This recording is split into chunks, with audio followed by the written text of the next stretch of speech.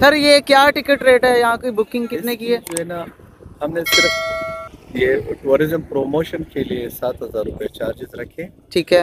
ये तो बहुत वैसे हमें एक्सपेंसिव पड़ता है, आपको पता है ये एयरक्राफ्ट है, इसकी एक नट बोर्ड की भी एक्सपायरी है। सही। तो सिर्फ टूरिज्म की प्रमोशन के लिए हम ये 7,000 रुपये चार्ज। तो ये कितने मिनट की राइड होती है? ये तकरीबन ये पूरी ऑर्बिट है ना, ये स्टेडियम का और ये स्टार्टिंग पॉइंट का जी, तो तकरीबन ये कोई 7-8 किलोमीटर बनती है। 7-8 किलोमीटर। तो कितने टोटली कितने मिनट की होती है? तकरीबन 4 से 6 मिनट लगते हैं। 4 से 6 मिनट की राइड है। 7,000 रुपये में 6-7 मिनट हवा में रहें।